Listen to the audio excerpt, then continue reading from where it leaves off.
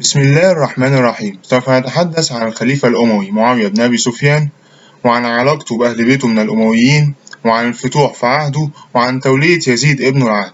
وقبل أن نتحدث عن هذه العناصر لابد أن نعطي نبذة عن هذا الخليفة. ينتسب معاوية بن أبي سفيان ابن حرب مؤسس الدولة الأموية إلى أمية بن عبد شمس ابن عبد مناف ابن قصي. ولد معاوية بمكة قبل البعثة ب5 سنين، وأسلم معاوية يوم فتح مكة هو وأبوه وأمه هند، وكان سنه 23 سنة. وقد اتخذه الرسول عليه الصلاة والسلام كاتبا للوحي، وروى الحديث عن أبي بكر وعمر وعثمان. وقد ولي معاوية الشام في خلافة أبي بكر وعمر وعثمان، وتولى الخلافة بعد مقتل علي وتنازل ابنه الحسن عن الخلافة سنة 41 هجرية.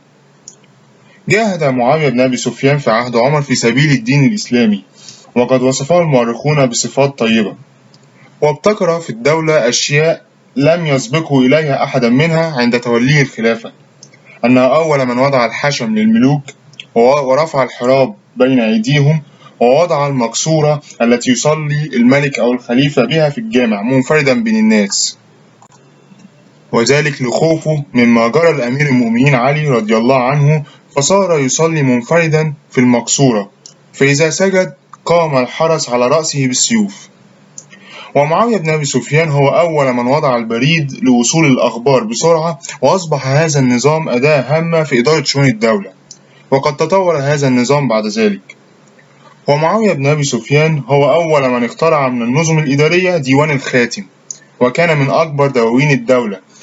واستمر هذا الديوان إلى العصر العباسي، وفيه نواب مهمتهم نسخ أوامر الخليفة وإيداعها في هذا الديوان بعد أن تحزم بخيط وتختم بالشمع، ثم تختم بخاتم صاحب هذا الديوان. وكان الذي حمل معاوية على اختراع هذا الديوان أنه أحال رجلا على زياد بن أبيه أمير العراق ب100,000 درهم، فمضى ذلك الرجل وقرأ الكتاب، وكانت توقيعاتهم تصدر غير مختومة، فجعل 200. فلما رفع زياد حسابه إلى معاوية أنكر هذا العدد، وقال: ما أحلته إلا ب100,000، ثم استعادها منه ووضع في ديوان الخاتم. وصارت التوقيعات تصدر منه مختومة، لا يعلم أحد ما تشمل عليه، ولا يتمكن أحد من تغييرها. وهذا الديوان يعد من الدواوين الكبرى منذ خلافة معاوية إلى أواسط عهد الدولة العباسية، ثم ألغي لتحول الأعمال إلى الأمراء والوزراء والسلاطين وغيرهم. علاقة معاوية بأهل بيته من الأمويين: كان على معاوية أن يحدد صلته بأفراد أسرته من بني أمية، وتمثلت سياسته في الاستعانة بهم في حكم الدولة دون أن يمكنهم من السلطة، وعدم إطالة مدة ولايتهم، ووضعهم على الدوام تحت المراقبة. وقد عمل معاوية على تركيز كل أمور الدولة في يده، وعمل على تدعيم نفوذه، واختار ولاته من كبار المخلصين لبني أمية مثل عمرو بن العاص وزياد بن أبيه والمغيرة بن شعبة، فجعل عمرو بن العاص واليا على مصر حتى وفاته بها سنة 43 هجريا، وجعل المغيرة بن شعبة واليا على الكوفة، وزياد واليا على البصرة. ولما توفى المغيرة ضم ولاية الكوفة لولاية البصرة في ولاية واحدة وجعلها لزياد. ولقد كان المغيرة بن شعبة وزياد بن أبيه من دعائم الدولة الأموية، واستطاع المغيرة وزياد القضاء على الفتن والثورات التي كان يشعلها العلويون والخوارج. ولكي يرفع معاوية من قدر زياد قام باستلحائه بنسبه، فجعله زياد بن أبي سفيان بعد أن كان يعرف بزياد بن أبيه وزياد بن عبيد. كما أضاف له معاوية الولاية على خراسان وسكستان والهند والبحرين وعمان. الفتوح في عهد معاوية: ولقد أولى معاوية اهتمامه بحركة الفتوح الإسلامية، فقامت جيوشه سنة 43 هجريا بفتح بلاد سكستان في الشرق من بلاد ما وراء النهر شرقي نهر سيحون، والتي كانت تضم مرو وبلخ وهراة وغيرها. ونجحت القوات الإسلامية في الاستيلاء على بخارى. كذلك أرسل معاوية القائد العربي عقبة بن نافع إلى إفريقيا للتوسع في بلاد المغرب، فنجح في ذلك وأسس مدينة القيروان التي منها انطلقت القوات الإسلامية بعد ذلك، وواصلت زحفها على شمال إفريقيا. وأعلن معاوية الجهاد ضد دولة الروم، وأعد من أجل ذلك الأسطول الإسلامي ليغزو به عاصمة الروم القسطنطينية من البحر، كما أعد جيشا لمهاجمتها من البر. وقامت تلك القوات البرية البحرية سنة 48 هجريا بمهاجمة القسطنطينية ومحاصرتها، ولكن حصانتها حالت دون سقوطها في أيدي المسلمين. وقد نجح الأسطول الإسلامي في الاستيلاء على جزر قبرص ورودس في البحر المتوسط وضمها إلى الدولة الإسلامية.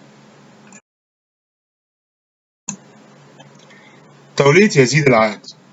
على أن أهم شيء استحدثه معاوية هو جعل الحكم في الدولة العربية وراثيا، وهذا شيء جديد بالنسبة للعرب والإسلام. ولا شك أن معاوية قد أعجبه نظام وراثة الملك الذي عرفته بلاد الشام حين كانت تحت حكم الرومان، ففكر في نقل هذا النظام إلى دولته بعد أن رأى أن مسار الخلاف بين المسلمين وانقسامهم شيعا وأحزابا هو المنافسة على الحكم. وما لبث أن هداه التفكير إلى أن تلافي المنازعات على الخلافة لا يتحقق إلا بجعل الخلافة وراثيا ينقلها لابنه يزيد، مع أن أمر الخلافة ليس ملكا خاص له، إنما هو ملك لسائر المسلمين. وقيل أن معاوية رأى أن شباب قريش من المعاصرين ليزيد وممن يحدثون أنفسهم بالحق في الخلافة كثيرون جدا، مثل الحسن بن علي وعبد الله بن عمر، فخاف أن فتح باب الشورى أن يؤدي ذلك إلى صراع بين المسلمين ليس في صالحهم. ورأى معاوية أن يزيد به المزايا التي كانت في شباب قريش في ذلك الوقت، وأهمها القوة العسكرية التي تؤهله لتولي الخلافة، وإن كان هناك من سيقارن بينه وبين أبي بكر وعمر. فقيل أن أحد لم يبلغ ولن يبلغ المكانة التي بلغها أبو بكر وعمر مهما أتيح له ومهما بلغ من الاستقامة في السيرة، وأن يزيد قد شهد له الكثيرون بالعدالة والعلم والفقه. ويذكر البعض أن يزيد كان يشرب الخمر، ولكنه لم يشهد عليه شاهدان بذلك، وأن معاوية كان يثق في قدرات ابنه الطيبة واستعداده للحكم والقيادة، بدليل أن أباه اختاره لتولي قيادة الجيش الإسلامي الذي توجه لفتح القسطنطينية، وأظهر فيه دروب الشجاعة والبسالة وقت ذاك. ويذهب بعض المؤرخين إلى القول أن المغيرة بن شعبة هو الذي حسن لمعاوية فكرة أخذ البيعة لابنه يزيد بعده، فمال إليه، فقيل أنه دخل على يزيد وفاتحه في وجوب عقد البيعة له، فأخبر يزيد أباه بذلك، فاستدعى معاوية المغيرة وسأله عما يقوله يزيد، فقال: يا أمير المؤمنين، قد رأيت ما كان من سفك الدماء والاختلاف بعد عثمان، وفي يزيد منك خلف، فأعقد له، فإن حدث بك حادث كان خلفا منك، فلا تسفك دماء ولا تكون فتنة. ثم أمره معاوية بأن يرجع إلى ولايته ويتحدث مع من يثق به في ذلك. ولا شك أن ما رآه المؤرخون عن أن المغيرة هو الذي أشار على معاوية بأخذ البيعة ليزيد لا يعد دليلا على أن معاوية لم يفكر في هذا الأمر قبل ذلك، فقد كان يحرص على نقل نظام الملك وإلى الدولة العربية، وكان يؤثر المصلحة السياسية على الاعتبارات الأدبية والدينية، حتى قيل عنه أنه أول الملوك. وقد سار معاوية في تنفيذ سياسته التي تنطوي على نقل الحكم من بعده إلى ابنه يزيد بمنتهى الحيطة والمهارة، وكان مطمئنا إلى تأييد أهل الشام لهذه السياسة، ولم يخشى إلى معارضة أهل العراق والحجاز. وقد أوصى ولاته على الأمصار الإسلامية أن يمهدوا لنشر فكرة مبايعة يزيد بولاية العهد، ولم يئل معاوية جهدا في سبيل تنفيذ فكرة استخلاف يزيد بعده. وقد قدمت إليه وفود من البصرة والكوفة سنة 60 هجريا، وأعلنت البيعة ليزيد بولاية العهد على أن أهل الحجاز الذين لم يألفوا نظام وراثة الحكم الذي ساد في بلاد الفرس والروم، والذين كانت بلادهم تضم زعماء العرب والإسلام والمؤهلين لتولي الخلافة، مثل الحسين بن علي وعبد الله بن عمر بن الخطاب وعبد الله بن الزبير، ولهؤلاء مكانة عظيمة، وإذا ما أصبح الأمر شورى لوقع الاختيار على أحدهم ليكون خليفة. ولذلك عرضوا هذه الفكرة فامتنعوا عن مبايعة يزيد، وظلوا على هذه الحال حتى توفى معاوية. وقد توفى معاوية سنة 60 هجريا ودفن بدمشق، وكان معاوية يعتبر من عظماء الرجال ومؤسسي الدولة، ونجح في إقامة دولة استمرت من بعده 72 سنة.